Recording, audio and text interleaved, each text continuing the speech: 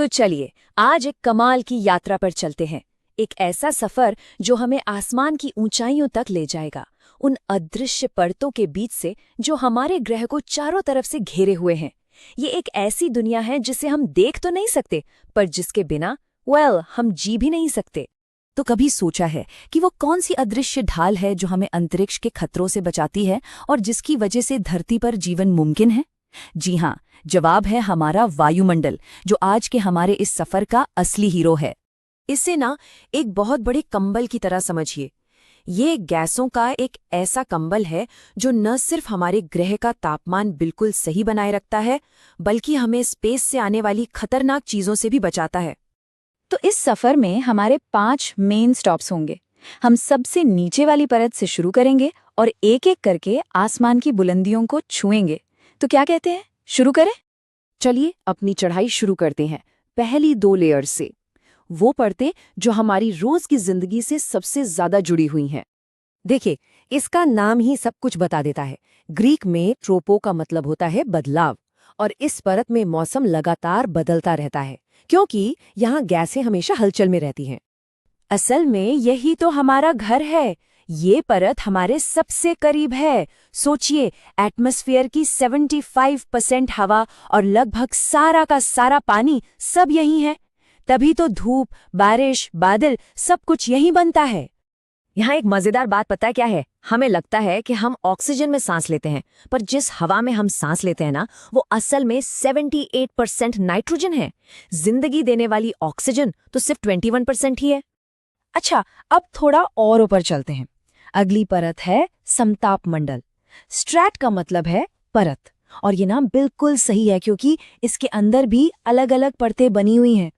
वैसे इन दोनों परतों के बीच की जो बाउंड्री है ना, जिसे ट्रोपोपॉज कहते हैं, ज्यादातर हवाई जहाज वहीं उड़ते हैं। और इस परत में कुछ बहुत ही जरूरी चीज है, हमारी ओजोन लेयर। ये किसी सुपरहीरो की ढाल से कम नहीं है, जो सूरज की खतरनाक अल्ट्रावायलेट किरणों को सोखकर हम सबकी रक्षा करती है। अब हम पहुंच रहे हैं एटमॉस्फेयर के ठीक बीच में, एक ऐसी जगह जो काफी ड्रामेटिक है और बहुत ज्यादा ठंडी। जैसा कि नाम से ही जाहिर है, मेसो यानी मध्य, ये वायुमंडल के ठीक बीच में है। और हाँ, इसे उल्कापिंडों का कब्रिस्तान भी कह सकते हैं। होता यह है कि जब स्पेस से चट्टानें तेजी से यहाँ आती हैं, तो हवा के साथ रगड़ खाने से वो जल उठती हैं। तो अगली बार जब कोई टूटता तारा दिखे ना, तो याद रखिएगा, वो असल में मध्य मंडल में जलता हुआ एक उल्कापिंड है। और ठंड ठंड तो यहाँ इतनी है कि पूछिए मत। टेम्परेचर -100 डिग्री सेल्सियस तक गिर जाता है। मतलब ये हमारे वायुमंडल की सबसे ठंडी जगह है। चलिए, सफर अभी बाकी है। अब हम चढ़ाई करेंगे उन विशाल और गर्म परतों की तरफ जहां हमारा वायुमंडल सीधे अंतरिक्ष से जा मिलता है। तो अब हम हैं तापमंडल में। थर्मो का मतलब होता है गर्मी, और यहाँ गर्मी बहुत ज्यादा है। लेकिन यहाँ एक अजीब सी बात है, यहाँ टेम्परेचर तो बहुत ज्यादा है, पर मजे की बात यह है कि किसी को ठंडी महसूस होगी, क्योंकि हवा के कण एक दूसरे से बहुत बहुत दूर होते हैं। ये एटमॉस्फेयर की सबसे मोटी लेयर है। हमारा इंटरनेशनल स्पेस स्टेशन और ढेर सारी सैटेलाइट्स यहीं पर धरती के चक्कर लगाती हैं। और हाँ, वो जो जादुई लाइट्स दिखती है ना आसमान में, जिन्हें हम अरोरा कहते हैं, वो भी यहीं बनती हैं।